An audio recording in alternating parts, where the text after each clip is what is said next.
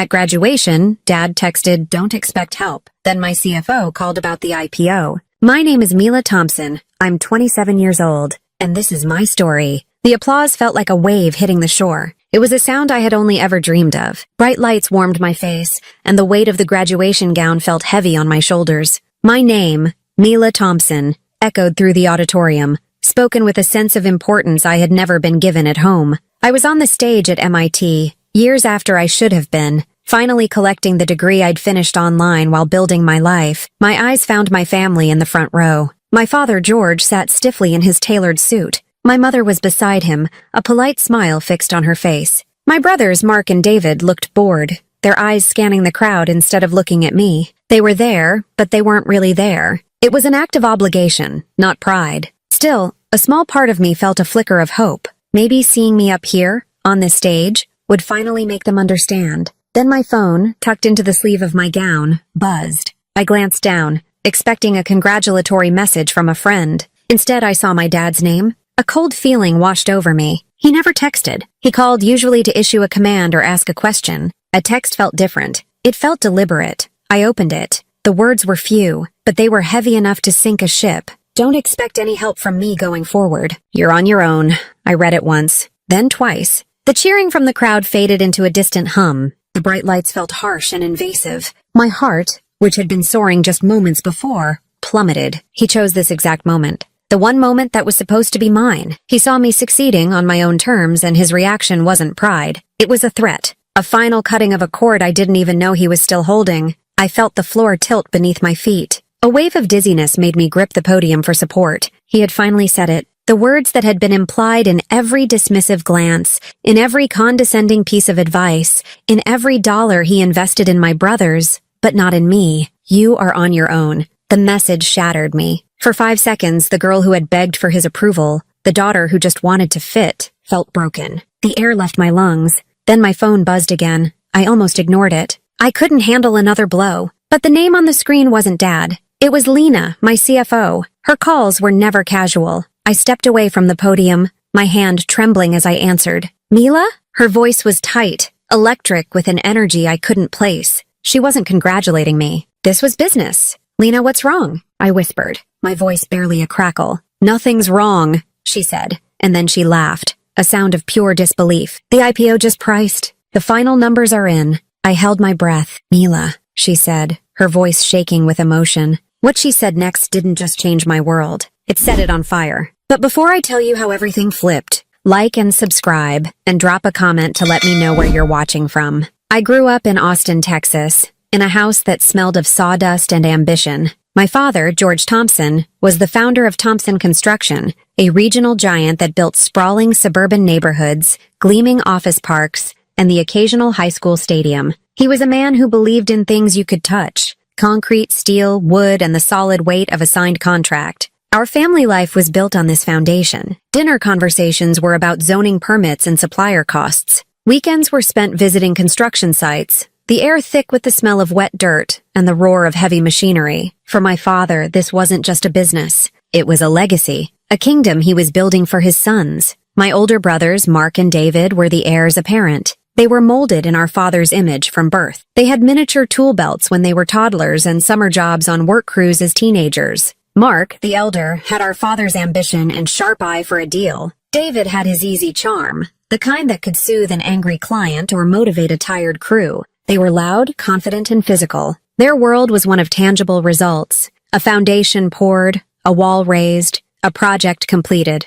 They spoke my father's language. I spoke a different language entirely. My world was silent, logical, and lived behind a screen. While they were learning to read blueprints, I was learning to read Python. The first computer I truly claimed was an old, clunky desktop my father had relegated to the home office. He used it for email. I discovered it was a portal to another universe. I spent countless hours in the local library, devouring books on programming, my mind lighting up with the elegance of code. I found a sense of order and creation in it that I couldn't find in the chaotic, muddy world of construction. My attempts to bridge our two worlds were always a failure. I remember being 12 and spending a month creating a simple inventory management program for the thousands of tools and parts the company had in its main warehouse. I designed a simple interface, created a database, and even made a logo. I thought he would be impressed by the initiative, by the way I had applied my skills to his world. I waited for him after dinner one night, my heart pounding with a mix of excitement and anxiety. "Dad, can I show you something?"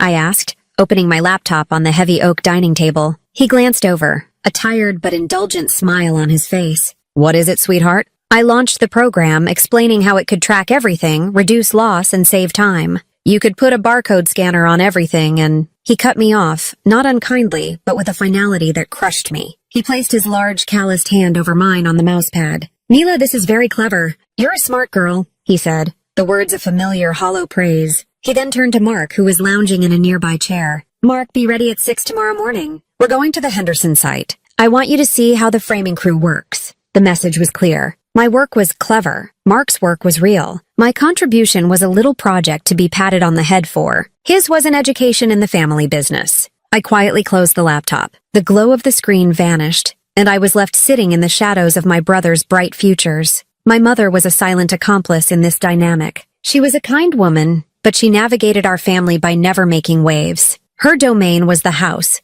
the social calendar, the smooth running of our domestic lives. When the men talked business, she would gently guide me toward her world. "Mila, come help me with dessert," she'd say, steering me away from the blueprints and into the kitchen. Her love was a cage of quiet expectations. Be polite, be supportive, be invisible. She was teaching me the roles she had perfected, the woman in the background. As we got older, the divide deepened. My brothers were given responsibilities, trust, and respect. I was given chores. They were taught to lead. I was taught to support them. This meant helping them with their homework, typing their school papers, and organizing their schedules. I was the family's unpaid administrative assistant, a role everyone assumed I was happy to fill. I did it because I craved any form of validation, any small nod of approval. If I couldn't be a builder like them, maybe I could be useful. But usefulness is not the same as being valued. I saw it in the small things. When my brothers got their driver's licenses, they were given keys to one of the company trucks. When I got mine,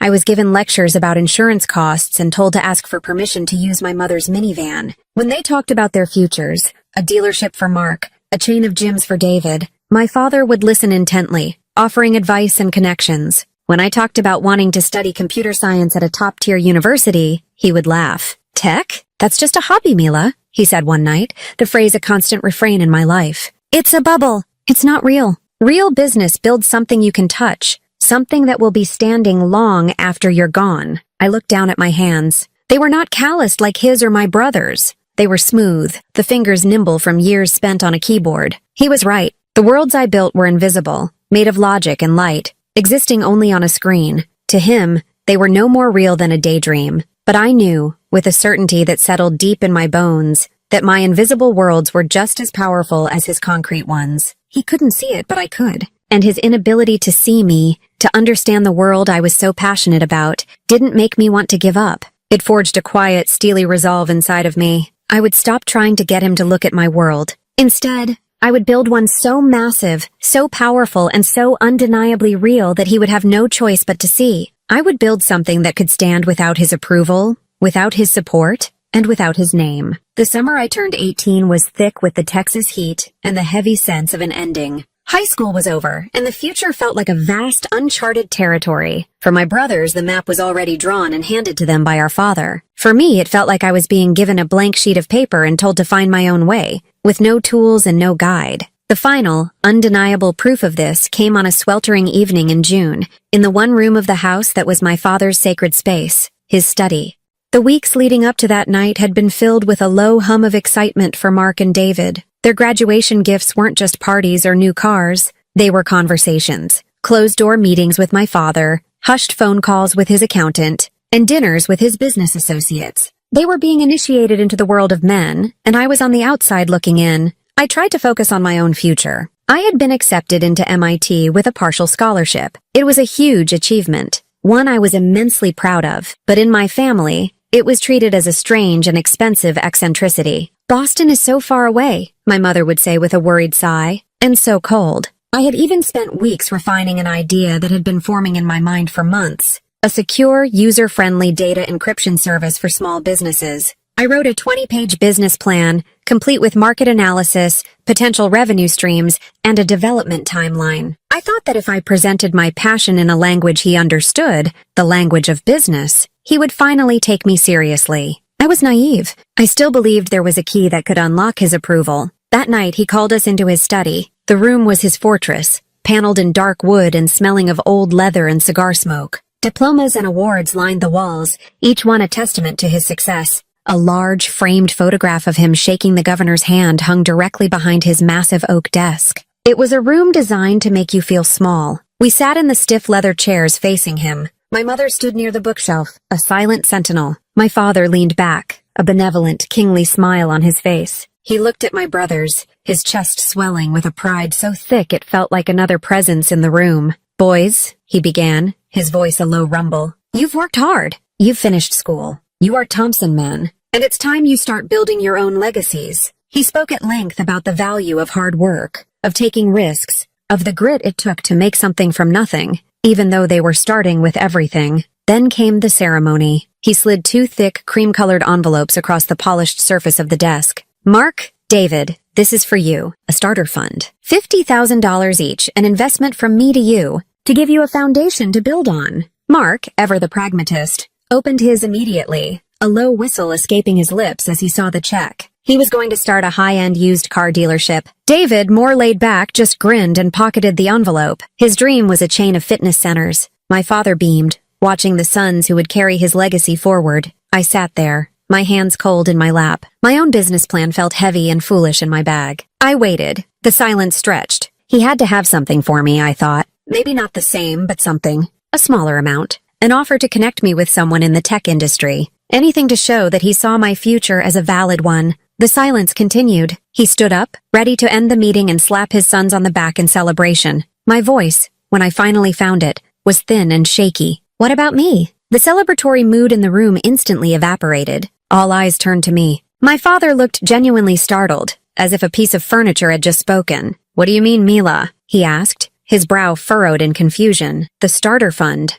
I said, my voice gaining a fragile strength. "Is there one for me?" A short, sharp laugh escaped his lips before he could stop it. It was a sound of pure disbelief. He sat back down, leaning forward and steepling his fingers, adopting the patient tone he used when explaining adult concepts to a child. "Mila, honey, this is an investment in a tangible business. Something real. Your brothers are building companies here in Austin. They're putting down roots." My face burned with humiliation, but I pushed on. I had to try. "I have a business plan," I said, my voice trembling as I reached into my bag. "It's a tech company, Data Halo. It's for data security. I've done the research. The market is—" He held up a hand, a gesture that silenced me more effectively than a shout. He didn't even look at my proposal. "That's wonderful, dear. You've always been so creative with those computers," he said, the compliment feeling like a razor blade wrapped in cotton. "But that's a different world. It's a gamble on an idea. I invest in assets, in property, in things that have weight and substance." Then, he delivered the line that would sever the last thread of hope I had. He tried to frame it as a solution, a helpful suggestion. "You're so smart and organized," he said, his voice softening with what he probably thought was kindness. "You're great with numbers and spreadsheets. When Mark and David get their businesses off the ground, they're going to need someone they can trust to handle the books. You could be a real asset to them. You can help them succeed?" The air in my lungs turned to ice. It wasn't just a no. It was a complete redefinition of my future. He didn't just deny my dream. He demoted me to a supporting character in my brother's dreams. My ambition wasn't to be invested in. It was to be redirected into their service. I wasn't a potential CEO. I was a future bookkeeper, the assistant they would never have to pay. I looked at my mother, a desperate, silent plea in my eyes. "Say something, please." She looked back at me, her face a mask of pained sympathy, and then she looked away, down at her hands. Her silence was my answer. She would not challenge him. She would not stand up for me. In this kingdom, the king's word was law, and my role had just been assigned. Slowly, I stood up. The leather of the chair groaned in the quiet room. I didn't cry. I didn't argue. A strange, cold calm washed over me. The fight had gone out of me, replaced by a terrible, liberating clarity. I finally understood. I would never win this battle. I would never get his approval, because he wasn't capable of seeing me as anything more than what he had already decided I was. "Okay," I said, my voice devoid of all emotion. "I understand now. I turned and walked out of the study, leaving my business plan in my bag. I could feel their eyes on my back. As I walked up the stairs to my bedroom, I could hear my father's booming laugh return, followed by the excited chatter of my brothers. They were already planning their futures, spending their money, building their legacies on the foundation he had given them. I closed my bedroom door and leaned against it. I didn't turn on the light. I sat in the darkness, listening to the sounds of the family I no longer belonged to. I wasn't a Thompson in the way my brothers were. I was an accessory. And on that night, I decided I was done being an accessory. I would not be their bookkeeper. I would not be their assistant. I would go to MIT, and I would build my own foundation, not of concrete and steel, but of ones and zeros. And I would build it completely, utterly, and proudly on my own. Leaving for MIT felt less like going to college and more like escaping a sinking ship. The goodbye at the Austin airport was brief and sterile. My father gave me a firm, businesslike handshake and a single piece of advice. Work hard, but don't get your head stuck in the clouds. My mother hugged me, her embrace tight with unspoken anxieties. My brothers clapped me on the shoulder, their minds already on the grand openings of their new businesses. There were no tears, no emotional farewells. It felt like they were seeing off a distant cousin. I boarded the plane with 2 suitcases, a laptop, and a student loan debt that felt like a mountain. But for the first time in my life, I felt light. The reality of my new life hit me as hard as the cold Boston air. My dorm room was a tiny, sterile box with cinderblock walls and a window that faced a perpetually gray courtyard. It was a stark contrast to my spacious, comfortable room in Austin. The freedom I craved came with a price tag I hadn't fully comprehended. The partial scholarship covered a good chunk of my tuition, but books, food, and living expenses were entirely on me. While other students called home for extra cash, I juggled a work-study job in the library, a weekend waitressing gig at a diner that always smelled of grease, and a full course load at one of the most demanding universities in the world. My life became a relentless grind. My days were a blur of lectures on data structures, shelving books in the hushed quiet of the library, and serving coffee to tired students. My nights were spent in the glow of my laptop, fueled by instant noodles and the cheapest coffee I could find. Sleep was a commodity I couldn't afford. I was constantly exhausted. A dull ache settled deep in my bones. I saw the easy camaraderie of other students, the late-night pizza runs, the weekend trips, the care packages from home, and felt a profound sense of isolation. I was a ghost haunting the edges of campus life, too busy surviving to truly participate. The weekly phone calls with my father were a special kind of torture. He would ask about my classes with feigned interest before quickly moving on to the real news. Mark's dealership had exceeded its quarterly sales target. David was scouting a location for his second gym. His voice would be filled with pride, a warmth he never used when talking about my pursuits. "How's that little computer project of yours going?" he'd ask, his term for my entire field of study. "It's going well," I'd say, my voice flat. I never told him about my struggles. I never mentioned the looming rent payment, or the fact that I'd eaten ramen for 5 straight days. His sympathy would have felt like pity, and his help would have felt like a leash. Admitting I was struggling would have been admitting he was right. "That's good," he'd say, his tone dismissive. "Just remember that desk at the family office is always waiting for you." Mark could really use someone smart to handle his accounts. It was his constant refrain, his safety net that felt more like a cage. He wasn't offering me a lifeline. He was waiting for me to fail. That constant, low-grade dismissal became the engine that drove me. His doubt was a whetstone, and I sharpened my ambition on it every day. The idea for Data Halo, the one I had tried to pitch to him, became my obsession. It was more than a project. It was my proof of life. I poured every spare moment and every ounce of energy into it. I wrote thousands of lines of code in my tiny dorm room, the click-clack of the keyboard my only companion late into the night. When I finally had a working prototype, I felt a surge of triumph. This was it. This was something real. I used what little money I had saved to print business cards and buy one good blazer from a thrift store. Then, I started pitching. The rejections were swift and brutal. I was a 19-year-old girl trying to sell a cybersecurity product in a world dominated by men twice my age. I would walk into sleek, intimidating boardrooms, my heart pounding in my chest. I'd deliver my carefully rehearsed pitch, and they would look at me with a mixture of amusement and condescension. I'll never forget one meeting with a venture capital firm. The man I pitched to, a silver-haired executive named Mr. Davies, listened with a polite, bored expression. When I finished, he steepled his fingers and gave me a paternal smile. "Very impressive, little lady," he said, the words making my skin crawl. "You've clearly put a lot of work into this, but cybersecurity is a shark tank. You need millions in backing and a team of seasoned executives. You've got a good head on your shoulders. Maybe think about getting a job at a company like ours first. Learn the ropes." He was showing me the door before I had even sat down. I walked out of that building into the drizzling Boston rain, the humiliation a hot, bitter taste in my mouth. That was my 10th rejection. 10 times I had poured my heart out, and 10 times I had been patted on the head and told to go play somewhere else. I found a bench in a small park, sat down in the cold rain, and let the tears I had been holding back for months finally fall. I felt utterly defeated. My father's voice echoed in my head. "Come home. You're in over your head." I sat there for what felt like an hour, letting the despair wash over me. I was so tired of fighting. Maybe he was right. Maybe I was just a girl with a hobby. But then something else surfaced. A flicker of anger, a stubborn spark of defiance. I thought of Mr. Davies calling me little lady. I thought of my father's condescending offers. I thought of my brothers and their $50,000 head start. The anger burned away the despair, leaving a hard, cold resolve in its place. I was not done. I would not let them win. I pulled out my phone, my fingers numb and clumsy from the cold. I had one more meeting scheduled, a long shot with a small independent investor I knew little about. I almost canceled it. But I thought one more, just one more. The office was small, nothing like the glass towers I had been visiting. The investor was a woman named Sarah Chen. She didn't wear a suit. She listened to my pitch without interruption,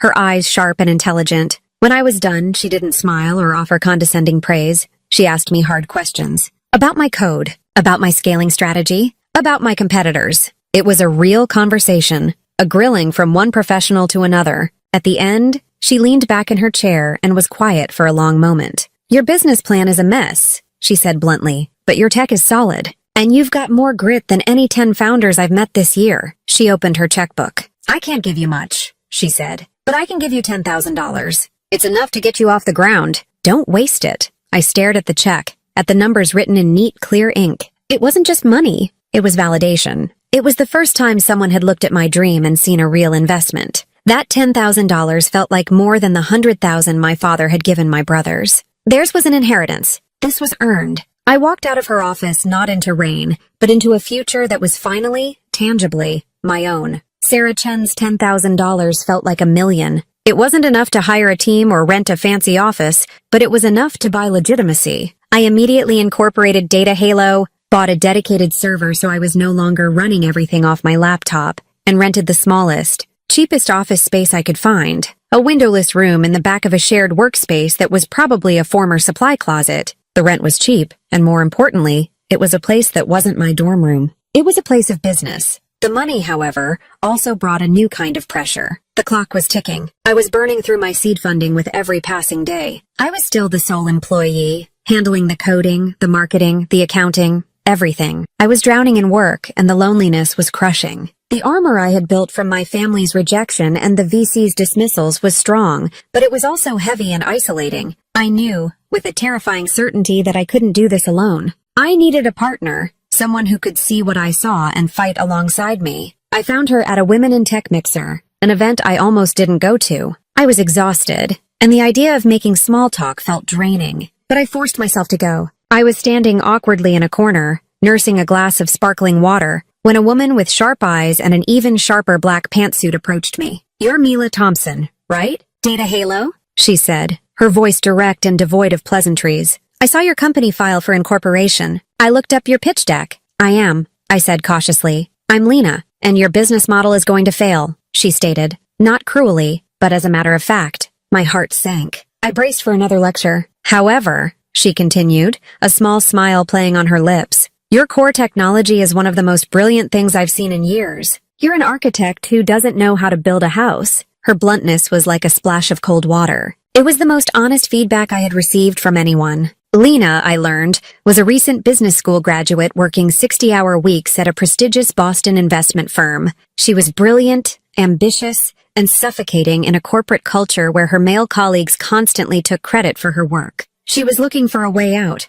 a place where her skills would be valued, not stolen. We left the mixer and went to a nearby coffee shop where we talked for 3 hours. It felt like my brain was firing on all cylinders for the first time. I explained the intricacies of my encryption algorithm, and she listened, asking intelligent questions. Then, she took a napkin and sketched out a completely new business strategy, a tiered subscription model. A B2B enterprise focus instead of my scattershot small business approach, and a clear roadmap for scaling. She saw the potential I saw, but she also saw the path to get there, a path I had been blind to. By the end of the night, I made a bold move. "Quit your job," I said. "Come work with me. I can't pay you what you're making now. In fact, I can barely pay you anything, but I'll give you equity. We can build this together." A week later, she walked into my tiny closet of an office, carrying a box with her belongings. She had quit her six-figure job to become the co-founder and CFO of a company with less than $5,000 in the bank. She was either crazy, or she believed in me and Data Halo as much as I did.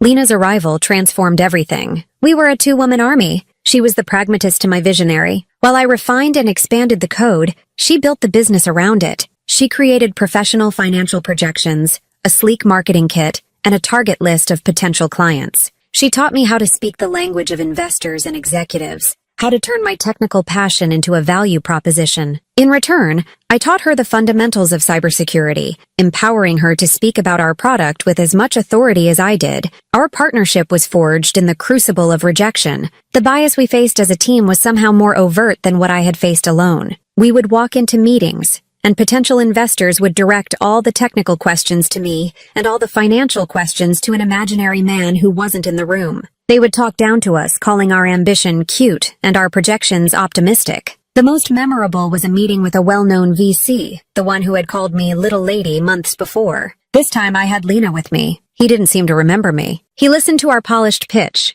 a smirk playing on his lips the entire time. "So," he said, leaning back in his chair, a picture of smug authority. "Let me get this straight. The little lady who builds the code and the numbers girl think you can take on $1 billion industry?" Before I could even react, Lena leaned forward, her gaze as sharp as steel. "We're not a little lady and a numbers girl," she said, her voice dangerously calm. "We are the CEO and CFO of a company that has developed a more efficient and secure encryption platform than anything your portfolio companies are currently using. The question isn't whether we can take on this industry. The question is whether you're smart enough to get in on the ground floor before we make you and your portfolio look obsolete."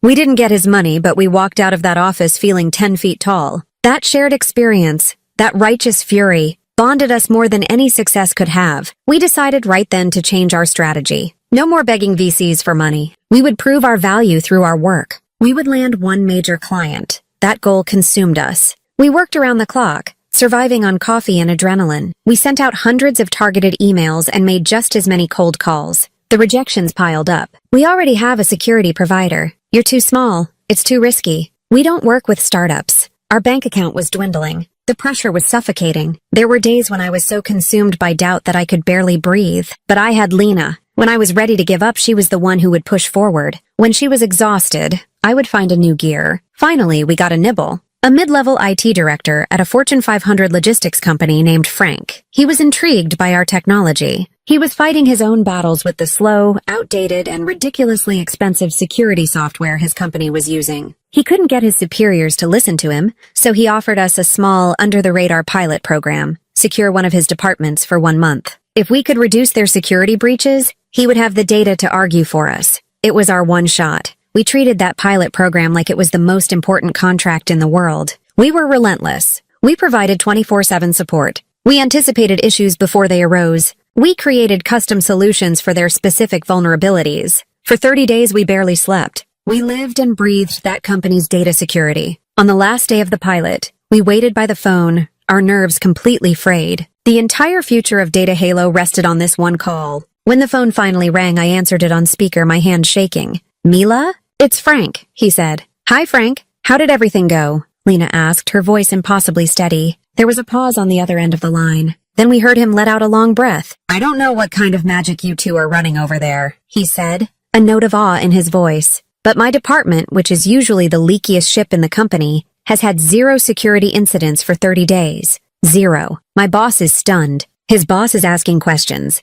They want to know who you are? They want to talk about a company-wide contract for all of North America." Lena and I looked at each other across our tiny, cluttered office. We didn't shout. We didn't cheer. A slow, wide smile spread across Lena's face, and tears of pure, unadulterated relief began to stream down my cheeks. We had done it. Against all odds, we had landed our whale. We weren't just a spark anymore. We were a fire. That first Fortune 500 contract wasn't just a victory. It was a key. It unlocked a door into a world I had only read about. Suddenly, Data Halo wasn't a risky startup anymore. We were a validated enterprise solution. The industry buzz started as a whisper and grew into a steady hum. Other companies who had previously ignored our calls started reaching out to us. The logistics company became our case study, our proof that the torpedo Lena had spoken of could actually sink a battleship's worth of problems. The 2 years that followed were a blur of relentless, exhilarating work. We moved out of the janitor's closet and into a real office in Boston's tech hub.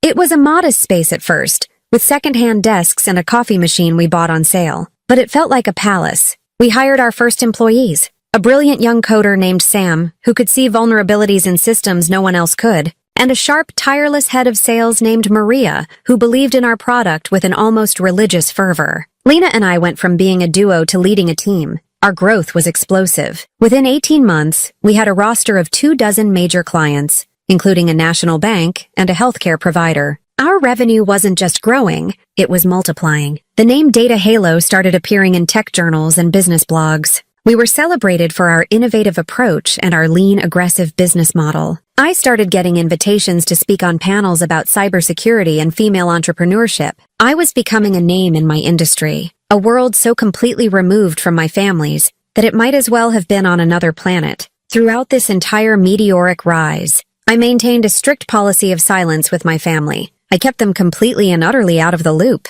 My weekly phone calls with my father continued, but they became an exercise in careful evasion. The conversations were a strange dance around the truth. "So, how is that little computer job going?" he would ask, the condescension still present in his voice, though now tinged with a faint curiosity. He imagined I had a 9-to-5 job in a cubicle somewhere. "It's going well, Dad," I'd reply, my voice even and calm as I stared out the window of my corner office, which overlooked the Boston skyline. "We're keeping busy." Good, good. "Are you managing to pay your rent?" he'd ask, his tone implying that this was the highest measure of success he could imagine for me. "Yes, I'm managing," I'd say, thinking of the new apartment I'd just bought, a spacious loft in a converted warehouse that I adored. He would then launch into a lengthy update on my brothers. Mark had just acquired a second dealership and was looking into a third. David's gym franchise was expanding into the next state. He spoke of their achievements in granular detail, the square footage of their new properties, the number of employees they'd hired, the local newspaper articles that had been written about them. He was so proud. He would send me the clippings in the mail, circles of red ink highlighting their names. I would look at the blurry photos of them cutting ribbons with giant scissors and feel a strange, hollow ache. They were the real, tangible success stories of the Thompson family. I was the distant, vaguely employed daughter with a computer job. I never corrected him. I never sent him links to the articles about Data Halo. I never mentioned that my little job now employed 50 people. I never told him that the company I founded was valued at 50, then 100, then $400 million. Part of it was self-preservation. I didn't want his criticism or his unsolicited advice. I didn't want him to try and claim a piece of my success, or worse, dismiss it as a fluke. But another part of me was running a long, quiet experiment. I wanted to see how long it would take for my world to become so big that it would finally appear on his radar. I wanted them to find out the way strangers would, not from a proud daughter's phone call, but from a headline they couldn't ignore. My mother was the only one who seemed to sense that something was different. "You sound tired, Mila," she'd say, her voice laced with concern. "Are you working too hard? You should come home for a visit." "Your brother David's son is walking now." Her attempts to connect were always through the lens of the family I had left behind. She couldn't ask about my life because she had no frame of reference for it. A CEO of a tech company wasn't a role she knew how to place me in. A daughter, an aunt, those were roles she understood. The decision to finally finish my degree was almost an afterthought. I had a few credits left and had been finishing them online, slowly, whenever I had a spare moment. When MIT notified me that I was eligible to participate in the graduation ceremony, I initially planned to ignore it. I didn't need a piece of paper to validate what I had built. Data Halo was my real diploma. But then an idea began to form. The ceremony was a public event. It was a stage. It was the perfect stage. It represented the very thing my father had dismissed, the fantasy of my education, the world of ideas he thought was worthless. To accept my diploma on that stage in front of him felt like the perfect quiet closing of a circle. So, out of a courtesy that felt more like a strategic move, I invited them. I sent a formal printed invitation to their home in Austin. I booked their flights and a suite at a fancy hotel in Cambridge. I would give them a front row seat to the life they had never bothered to ask about. A week before the ceremony, my mother called. "We're all so excited to come, Mila," she said. "Your father even bought a new suit. We're so proud you're finally finishing your degree." The irony was thick enough to taste. They were proud of the one achievement that now meant the least to me. They had no idea they were flying 2,000 miles to attend the epilogue of a story they had never even read. They came, dressed like royalty visiting the provinces, ready to watch their daughter get her little diploma before she returned to her little life. They had no idea they were about to witness a coronation. The day of the graduation was bright and unseasonably warm for Boston. The campus was buzzing with an infectious energy, a sea of black gowns and beaming families. I found my own family near the entrance to the main auditorium. They stood out, even in the massive crowd. My father wore his new suit like armor, his posture rigid and imposing. My mother looked elegant but anxious, clutching her purse with both hands. My brothers, Mark and David, looked like they'd rather be anywhere else, already checking their phones for updates on their respective businesses. The greeting was awkward. My mother hugged me tightly, whispering, "You look so smart in your gown, honey." My father gave me a stiff, one-armed hug and a curt nod. "Mila, good to see you're finally getting this done." His words weren't cruel, but they were heavy with the implication that this was a box being belatedly checked, a task long overdue. My brothers offered quick, distracted hugs before their attention returned to their screens. I led them to their reserved seats in the front row, a prime location I had arranged. As they settled in, I felt a familiar pang of loneliness. I watched other graduates laughing with their parents, accepting corsages, their family's pride a warm, tangible thing. My family was there, but they were separate, observing the proceedings like spectators at a sporting event for which they didn't know the rules. Just before I had to leave them to line up with the other graduates, a moment of weakness struck me. Maybe I should tell them. Maybe I should just say, "Dad, the company. It's about to go public." Maybe this was my last chance to connect with them, to let them in. But then I saw the look on my father's face.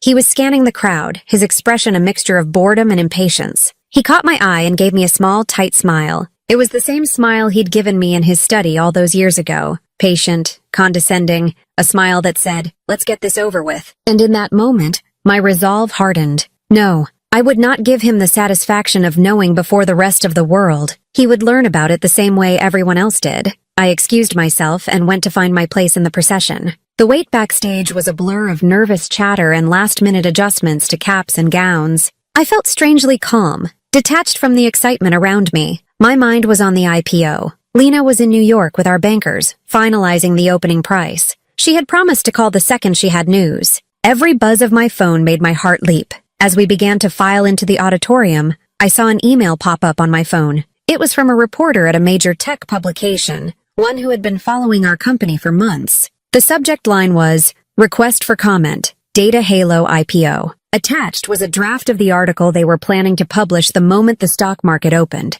I scanned the first paragraph. It mentioned my name, MIT, and a rumored valuation that was already staggering. A knot of anxiety tightened in my stomach. The news was starting to leak. The public story was about to break. We took our seats. The ceremony began. Speeches were made. Names were called. My leg bounced nervously under my gown. I kept my phone in my hand, hidden from view, my thumb hovering over Lena's contact. Minutes before my group was scheduled to walk, my phone buzzed. It was a text. My heart hammered against my ribs. This is it. It's Lena. But it wasn't. The name on the screen was Dad. A cold dread washed over me. He never, ever texted. I opened the message, my hands suddenly clammy. The words were stark on the small screen. "Don't expect any help from me going forward. You're on your own." The world tilted. For a moment, I couldn't breathe. The timing was surgical. It was a calculated strike, designed to wound. I looked toward the front row. He was looking right at me, his face a mask of cold disapproval. He must have seen something. Maybe a friend in the business world had texted him.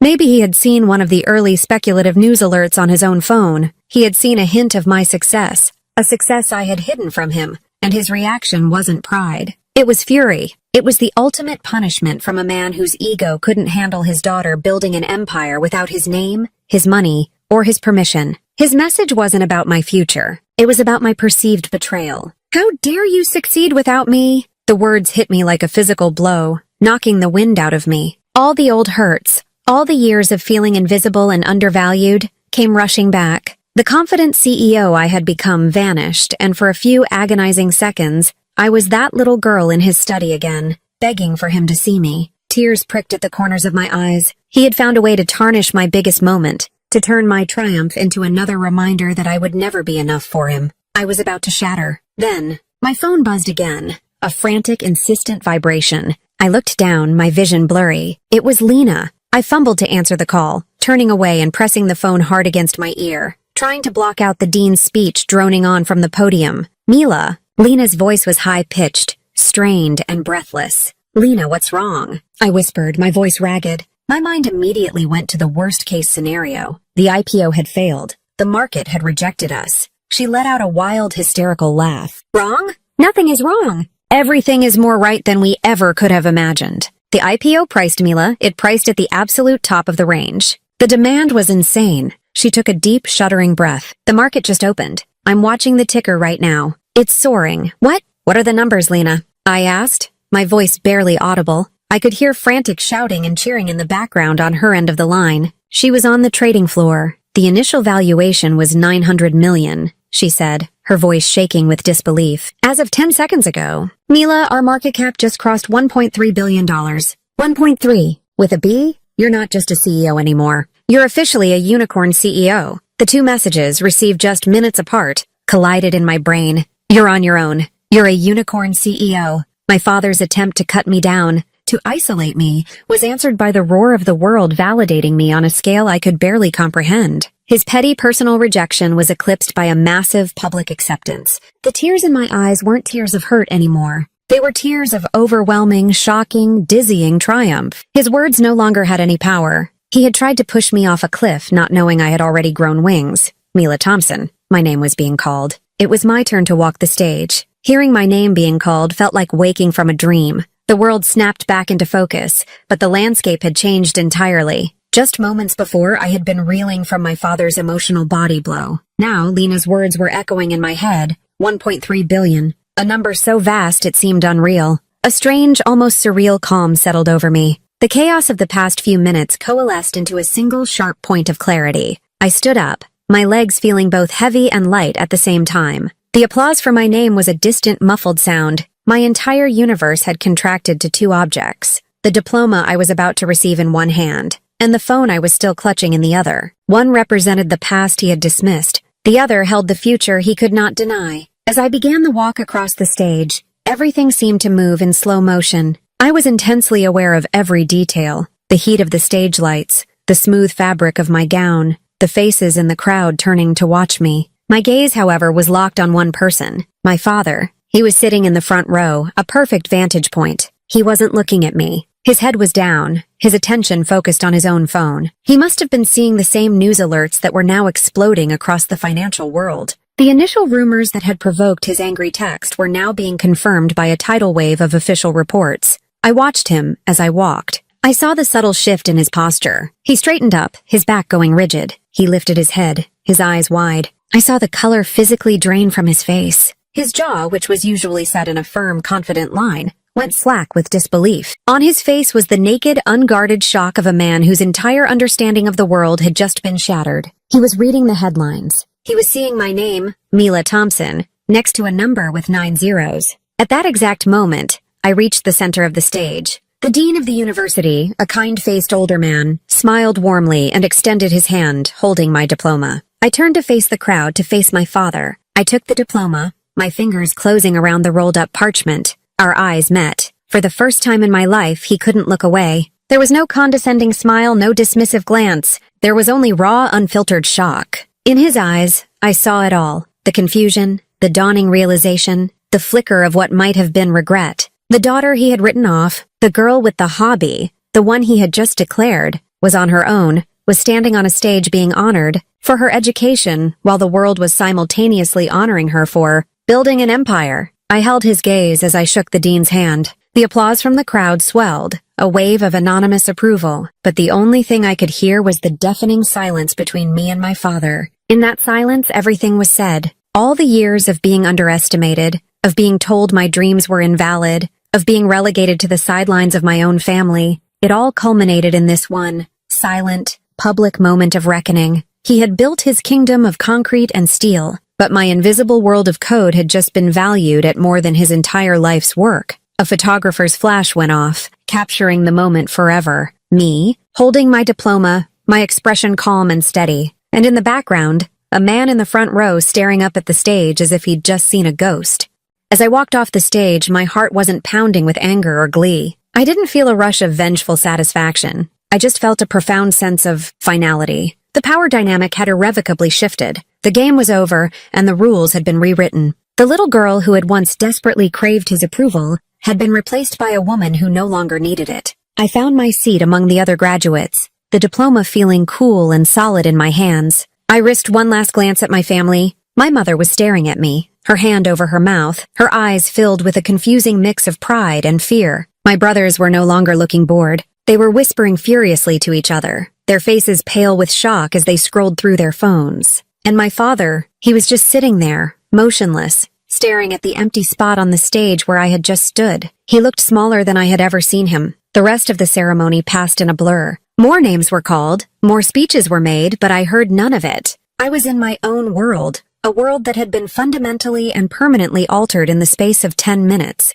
My father had sent a text to put me in my place, but the universe, it seemed, had sent a reply. After the ceremony ended, the auditorium erupted into a chaotic, joyous celebration. Graduates were hugging their families, cameras were flashing, and the air was thick with the scent of relief and bright futures. I was immediately surrounded by a few of my professors and classmates, all offering their congratulations on my degree. But their words were quickly drowned out by a new, more urgent wave of attention. Phones were buzzing everywhere. My face, which had been on the giant screen on stage just moments before, was now on thousands of smaller screens in the room. The news of the Data Halo IPO was spreading like wildfire. "Mila, is it true?" a former classmate asked, his eyes wide as he showed me the headline on his phone. $1 billion?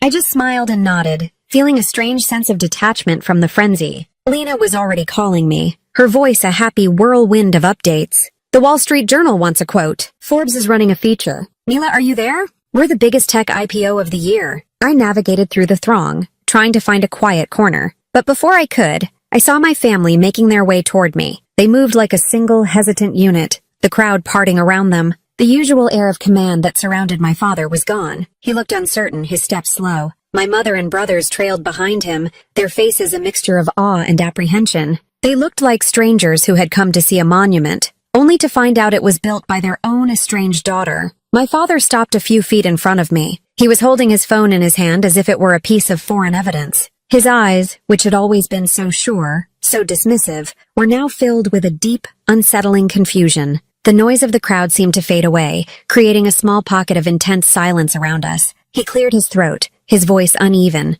rough with an emotion I couldn't name. "The IPO, the company, it's yours?" he asked, the question sounding absurd even as he said it. "Yes," I said, my voice soft but steady. He stared at my face, searching for something. For the little girl he recognized perhaps. He didn't find her. He looked down at his phone again, then back at me. Finally, he said the words that proved he still didn't understand. "You could have told me." It wasn't an apology. It was an accusation that I had hidden this from him, that I had excluded him from my success. All the pain and anger I had suppressed for years could have boiled over in that moment. I could have screamed. I could have listed every dismissal, every condescending remark, every dollar he had invested in my brothers but not in me. I could have thrown his own text message back in his face, but I didn't. The calm that had settled over me on stage was still there. I looked him directly in the eye, not with anger, but with a simple, devastating clarity. "You told me I was on my own," I said, my voice quiet but carrying more weight than a shout ever could. "So I believed you." The words hung in the air between us. They were his words, not mine. I was simply returning them to him. He had no response. His mouth opened slightly, but no sound came out. The certainty that had defined his entire life, the bedrock of his authority, crumbled in that moment. He had built his world on the principle that he was the architect, the one who gave permission, the one who laid the foundations. My success was a testament to a world built without him, and he had no idea how to exist in it. The silence that stretched between us was his answer. It was the apology he could never say, the regret he could never voice. It was the sound of his world being irrevocably altered by a daughter he had never truly seen. My mother finally stepped forward, tears welling in her eyes. "Oh, Mila," she whispered, pulling me into a hug. It was a hug filled with years of unspoken words, a mixture of pride and a deep, sorrowful regret for her own silence. My brothers just stood there, looking at me with a new, unnerving kind of respect. I was no longer just their little sister. I was a force they couldn't comprehend. That night, after the awkward and mostly silent dinner my family and I shared, I went back to my hotel room. Lena had arranged for a small celebration with our Boston-based team. But before I went, I sat down at my laptop and made a phone call to my lawyer and my new financial advisor. The next morning, Data Halo issued a press release. It announced the formation of the Halo Grant, a multi-million-dollar mentorship fund dedicated to supporting young female entrepreneurs in the tech space. The fund was specifically designed for those who were starting with nothing more than a laptop and a dream. The dedication, which I wrote myself, was simple. For every daughter who was told it was just a hobby, for every woman who was told to leave it to the men, for every dreamer who was denied a starter fund, this is for you. Build without permission. It was my quiet revenge. It wasn't about tearing my father down. It was about building others up. It was about taking the pain of my past and transforming it into fuel for someone else's future. That felt more powerful than any argument I could ever win, any "I told you so" I could ever deliver. I had taken the silence he had given me and turned it into a resounding message of hope that would echo far beyond the walls of our family. Today, things are different. The dust from the IPO has settled into a new reality. Data Halo is a leader in the cybersecurity industry, a public company that protects the data of millions of people worldwide. My life is a whirlwind of board meetings, product launches, and keynote speeches. It's a world away from the girl who survived on instant noodles in a tiny dorm room. My relationship with my family has changed, too. It's not the warm, reconciled relationship you might see in a movie. It's quieter, more complicated than that. My father tells people he's proud of me. I hear it from distant relatives, from his business associates. He keeps newspaper clippings about me now, not about my brothers. He frames the articles from Forbes and the Wall Street Journal and hangs them in his study, right next to the photo of him with the governor. He tries to talk to me about market caps and stock prices, awkwardly attempting to speak my language.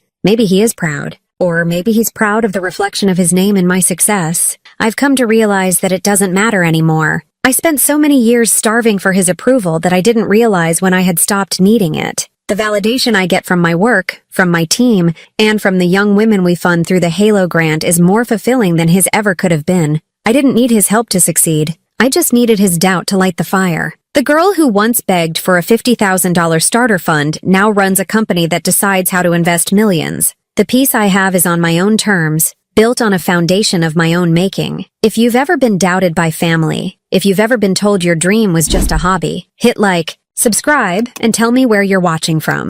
This one's for every dreamer who heard no and built anyway.